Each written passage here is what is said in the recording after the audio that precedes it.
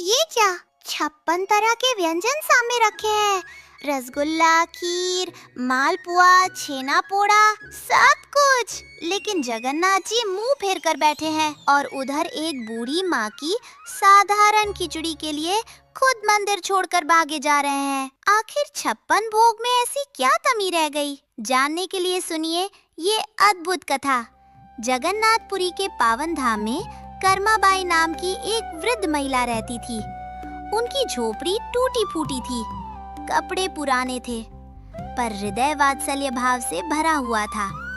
वे भगवान जगन्नाथ को जगत का स्वामी नहीं, बल्कि अपना छोटा सा बालक मानती थी, अपना लाडला, अपना नटखट कन्हैया। कर्माबाई का एक नियम था। रोज सुबह ब्रह्म मुहूर्त में उठती और सबसे पहले क्या करती थी? ना स्नान, ना पूजा, ना घंटी, ना शंख। सीधे चूल्हे पर बैठ जाती और बड़े ही प्रेम से अपने लाडले के लिए बाजरे की खिचड़ी बनाती। खिचड़ी तैयार होते ही थाली परोसती और पुकारती, मेरे नटखट, देख मैं तेरे लिए तेरी पसंदीदा खिचड़ी लाई हूँ। और भगवान को थाली में भोग लगाती। अब ये देखिए जगन्नाथ जी की लीला।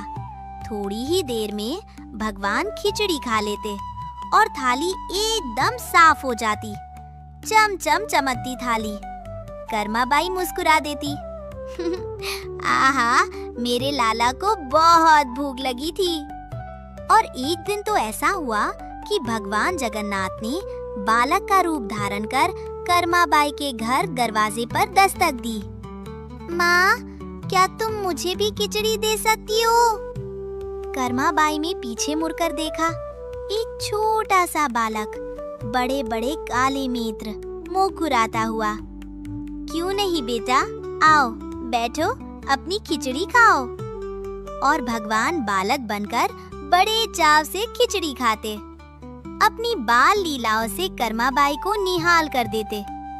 ये क्रम वर्षों तक ऐसे ही चलता रहा। एक दिन की बात है, एक ज्ञानी साधु कर्माबाई की कुटिया के पास से गुजर रहे थे। तभी उन्होंने देखा कर्माबाई बिना स्नान किए, बिना किसी विधि विधान के सीधे भगवान को खिचड़ी का भोग लगा रही हैं। साधु रुक गए, भौहें तन गईं। रुको रुको, ये तुम क्या अनर्थ कर रही हो? कर्माबाई चौंक गईं। क्या हुआ महाराज?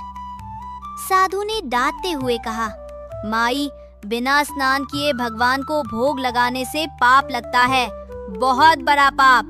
शास्त्रों के अनुसार तुम्हें पहले स्नान करना चाहिए, फिर शुद्ध वस्त्र पहनना चाहिए, फिर विधिवत पूजा पाठ करके तब कहीं जाकर भोग लगाना चाहिए, समझी?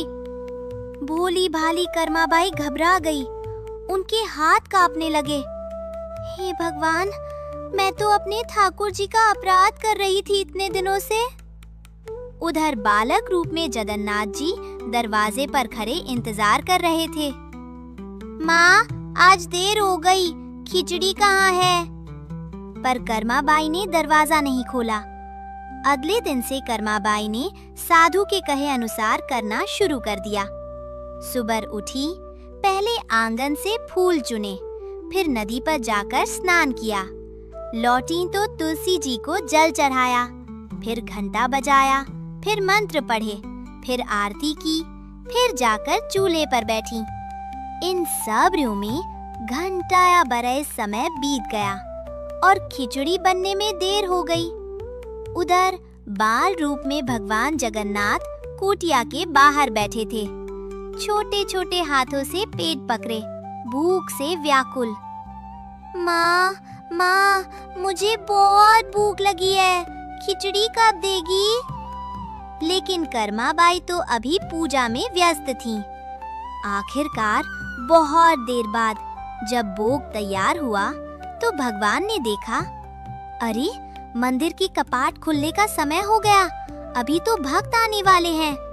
तो जगन्नाथ जी ने जल्दी जल्दी खिचड़ी खाई, इतनी जल्दी कि मुंह धोने का भी समय नहीं मिला, पानी पीने का भी समय नहीं मिला और भागकर सीधे मंदिर पहुंच गए। उस दिन जब मंदिर के मुख्य पुजारी ने गर्भगृह के कपाट खोले तो देखकर हैरान रह गए। अरे ये क्या?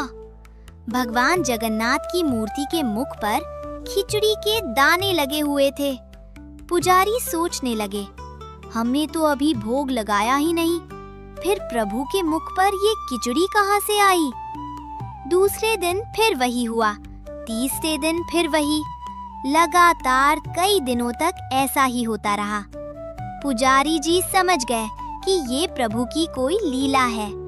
उन्हें मन ही मन प्रार्थना की, हे प्रभु, आप रोज कहाँ से खिचड़ी खाकर आते हैं? ये क्या रहस्य है? उसी रात भगवान जगन्नाथ ने पुजारी को स्वप्न में दर्शन दिए। स्वप्न में भी प्रभु का चेहरा उदास था, आंखों में शिकायत थी। पुजारी जी सुनो। पुजारी ने हाथ जोड़े। बोलिए प्रभु। मेरी एक परम भक्त है, कर्माबाई। वो मुझे अपने पुत्र के समान मानती है। पहले वो सुबह उठते ही मुझे खिचड़ी खिला देती थी तो मैं तृप्त हो जाता था, मुझे शांति मिलती थी। लेकिन अब जगन्नाथ जी की आवाज में दर्द था। लेकिन अब एक साधु ने उसे नियम और विधि के जाल में फंसा दिया है। अब वो स्नान में, पूजा में इतना समय लगा देती है कि मुझे खिचड़ी मिलने में बहुत देर हो जाती है। तो मंदिर में भक्तों के आने का समय हो जाता है। सब इंतजार कर रहे होते हैं, इसलिए मुझे खिचड़ी खाकर बिना मुंह धोए, बिना पानी पिए ही भागना पड़ता है। पुजारी का हृदय भर आया। अगली सुबह पुजारी जी ने उस साधु को खोजा और उन्हें भगवान की इच्छा बता दी। साधु की बात सुनकर साधु का हृदय भर आया। उनकी आंखों से पश्चाताप के आंसू बह निकले। वे दौड़ते हुए कर्माबाई की कुटिया पर पहुंचे। उनके चरणों में गिरकर बोले, माँ, मुझे क्षमा कर दो। मैंने तुम्हारे भाव की गहराई को नहीं पहचाना। तुम जैसे चाहो वैसे अपने ठाकुर जी को भोग लगाओ। तुम्हारे वात्सल्य के आगे मेरे सारे नियम और ज्ञान फीके हैं। साधु के जाने के बाद कर्माबाई ने फिर से अपनी पुरानी दिनचर्या अपना ली। वे फिर से बिना स्नान किए बाजरे की खिचड़ी बनाती और भगवान जगन्नाथ एक नटखट बालक बनकर आते, बड़े चाव से खिचड़ी खाते। ये प्रेम का सिलसिला कई वर्षों तक चलता रहा। लेकिन उधर मंदिर में क्या हो रहा था? रोज सुबह 56 भोग तैयार होते थे। रसगुल्ला, मालपुआ, खीर, छेना पोड़ा, पूरी, कचौड़ी, दाल भात, सब्जी, दही, रबड़ी, संदेश, 56 प्रकार के व्यंजन। सोने की थाली में, चांदी के बर्तनों में। घंटा बजता, शंख बजता, मंत्र पढ़े जाते, आरती होती। सब कुछ विधि विधान से, नियम से, शास्त्र से। लेकिन क्या जगन्नाथ जी उसे उतने प्रेम से पाते थे? नहीं, क्योंकि वहां करना पड़ता है था, यहाँ करना चाहती हूँ था। वहां भगवान के लिए था, यहाँ अपने बेटे के लिए था। वहां पुण्य के लिए था, यहाँ प्यार के लिए था। समझे फर्क? एक दिन जगन्नाथ जी मंदिर में बैठे थे। लक्ष्मी जी ने पूछा, प्रभु, आज 56 भोग में क्या पसंद आया? जगन्नाथ जी ने मुस्कुराते हुए कहा, देवी, सब अच्छा था, लेकिन क्या? लेकिन वो स्वाद नहीं था जो कर्माबाई की खिचड़ी में है। लक्ष्मी जी हंसी। 56 तरह की व्यंजन और आपको एक साधारण खिचड़ी याद आ रही है? जगन्नाथ जी गंभीर हो गए। देवी, खिचड़ी साधारण नहीं है, उसमें माँ का हाथ है, माँ का प्यार है, माँ की चिंता है कि मेरे लाला को भूख लगी होगी। और 56 भोग में? 56 भोग में सब कुछ है, पर वो एक चीज नहीं है। कौन सी चीज? जगन्नाथ जी ने धीरे से कहा, बेशर्त प्यार, निस्वार्थ भाव, बिना किसी अपेक्षा का बस प्रेम। लक्ष्मी जी समझ गईं। 56 भोग बनाने वाले सोचते हैं हमने इतना किया तो भगवान प्रसन्न होंगे, हमें पुण्य मिलेगा, मोक्ष मिलेगा। लेकिन कर्माबाई सोचती है मेरे बच्चे को भूख लगी होगी, बस। सुभद्रा जी बोली, तो भैया असली भोग क्या है? जगन्नाथ जी ने मुस्कुराते हुए कहा, बहन, असली भोग वो नहीं जो थाली में हो, असली भोग वो है जो हृदय में हो। फिर वो दिन आया जब कर्माबाई का शरीर शिथिल पड़ने लगा। बुढ़ापा, बीमारी, कमजोरी, उनके बैकुंठ जाने का समय निकट आ गया। कर्माबाई अपनी खाट पर लेटी थी, उनमें उठने की भी शक्ति नहीं थी। तभी रोज की तरह बाल रूप में भगवान जगन्नाथ उनकी कुटिया में आए। माँ, कर्माबाई ने धीरे से आंखें खोली। उनका लाडला खड़ा था। बालक ने रुधे गले से कहा, माँ, आज मुझे खिचड़ी नहीं खिलाओगी? देख, मुझे कितनी भूख लगी है। उठो ना माँ। कर्माबाई ने अपने कांपते हाथों को उठाया, अपने प्यारे कन्हैया के आंसू पोंछे। उन्होंने एक क्षीण स्वर में कहा, मेरे लाल, अब माँ के जाने का समय हो गया है। तू रो मत, तेरी ये आंखें नम, मुझसे देखी नहीं जाती। भगवान जगन्नाथ बाल रूप में वही कर्माबाई के सीने से लगकर रोने लगे, जैसे एक बच्चा अपनी माँ के बिछड़ने पर रोता है। और उसी भावपूर्ण वातावरण में भगवान के उसी बाल रूप को निहारते हुए कर्माबाई ने अपने प्राण त्याग दिए। उनका जीवात्मा प्रभु के श्री चरणों में विलीन हो गया। उधर मंदिर में एक अद्भुत और विस्मयकारी घटना घटी। जिस पल कर्माबाई ने प्राण त्यागे, उसी पल मंदिर में विराजमान भगवान जगन्नाथ की मूर्ति की आंखों से अविरल अश्रुधारा बहने लगी। आंसू बहते ही जा रहे थे।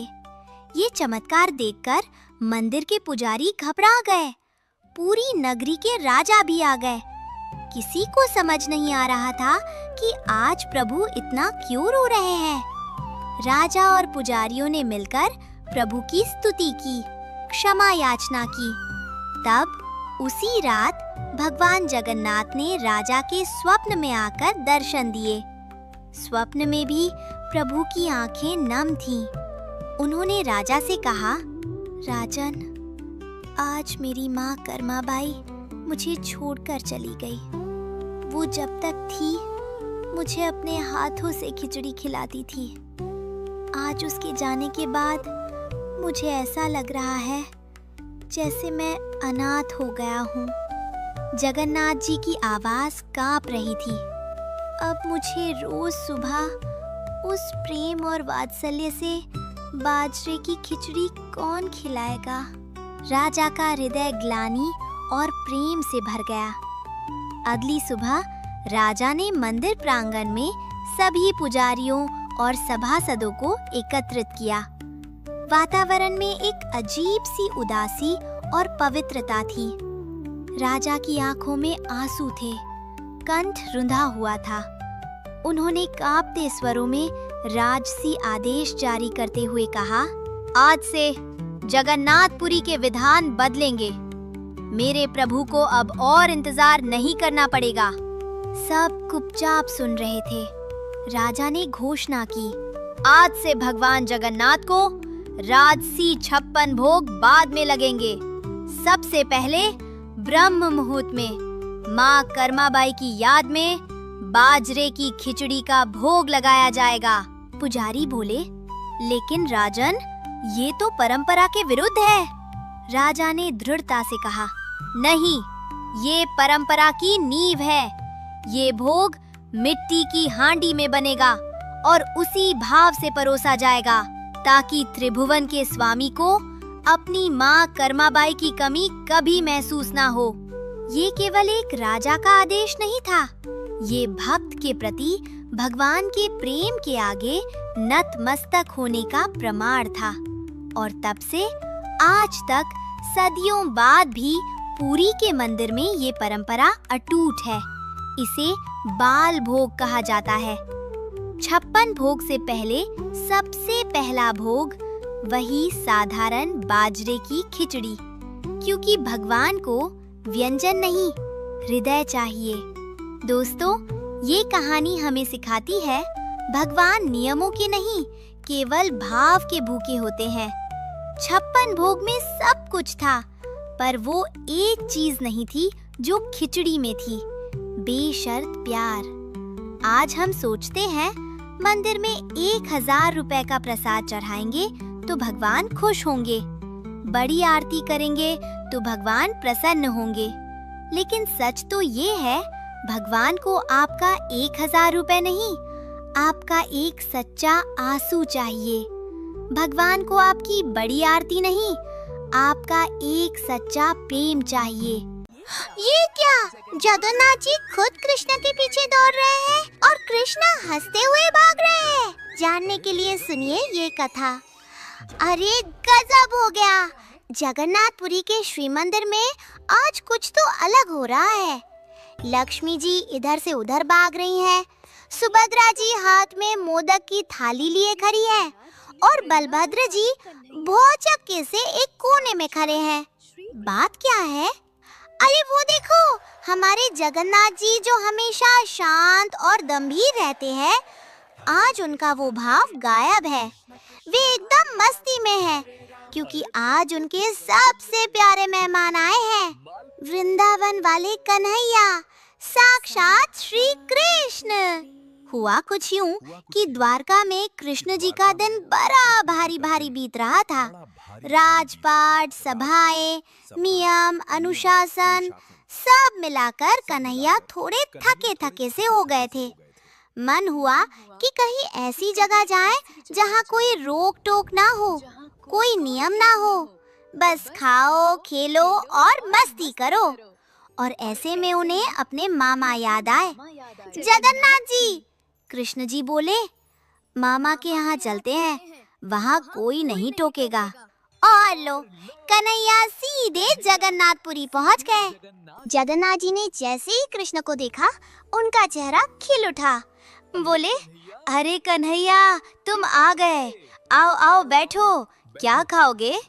कृष्ण मुस्कुराए और बोले, मामा, जो आपके यहाँ का सबसे स्वादिष्ट हो वही। जगन्नाथ जी हंसते हुए बोले, अरे तब तो फिर रसगुल्ले, खिचड़ी, मालपुआ सब मंगाते हैं। उधर लक्ष्मी जी ये सब देख रही थी। वो तुरंत आई और बोली, स्वामी, आप कृष्ण को यहाँ बढ़ावा दे रहे हैं, वे पहले से ही बहुत नटखट है। जगन्नाथ जी ने मासूम चेहरा बनाया और बोले, देवी, मैं तो बस वही कर रहा हूँ जो एक मामा करता है अपने भांजे के लिए। लक्ष्मी जी ने आंखें तरेरी और बोली, तो फिर मामा जी, उन्हें थोड़ा अनुशासन भी सिखाइए। द्वारका से खबर आई है कि कन्हैया राज सभा छोड़कर भाग आए हैं। जगन्नाथ जी ने गला साफ किया और थोड़ा गंभीर भाव बनाते हुए बोले, ठीक है देवी, मैं कृष्ण को अनुशासन सिखाऊंगा। लक्ष्मी जी चली गईं और जैसे ही गई, जगन्नाथ जी ने कृष्ण की ओर देखा और दोनों एक साथ मुस्कुराए। कृष्ण बोले, मामा, अनुशासन वाली बात पर आप खुद हंस रहे हो। जगन्नाथ जी बोले, बेटा, हम दोनों एक जैसे हैं, हम दोनों को ही ये अनुशासन मनुशासन वाली बातें पसंद नहीं। और फिर शुरू हुई असली मस्ती। कभी रसगुल्ला, कभी मालपुआ, कृष्ण खाते जा रहे थे और जगन्नाथ जी भी साथ में खाते जा रहे थे। सुभद्रा जी बड़े चाव से परोस रही थी। उन्हें तो बस यही चाहिए था, भैया खुश और उनके भैया का भांजा खुश। बलभद्र जी एक कोने में बैठे थे और बड़बड़ा रहे थे, देखो इन दोनों को, एक तो पहले से ही नटखट है, दूसरा उसे और उड़ा रहा है। शाम को जब कृष्ण ने कहा, मामा, आज रात यहीं रुकूंगा, जगन्नाथ जी बोले, रुको, पूरा महीना रुको। अब रात आई। कृष्ण खेल खेल में आंगन में आ गए। सामने था जगन्नाथ जी का प्रसाद भंडार। तरह तरह की मिठाइयाँ, फल और ऊपर रखा एक बड़ा सा मटके में रसगुल्लों का ढेर। कृष्ण की आंखें चमकी। उन्होंने चुपके से एक रसगुल्ला उठाया, फिर दूसरा, फिर तीसरा। तभी पीछे से आवाज आई, कन्हैया। कृष्ण पलटे तो जगन्नाथ जी खड़े थे, पर उनके चेहरे पर गुस्सा नहीं था, मुस्कान थी। जगन्नाथ जी बोले, अरे चोरी करनी थी तो मुझे बुलाते, अकेले खाना ठीक नहीं। कृष्ण हंसते हुए बोले, मामा आप भी?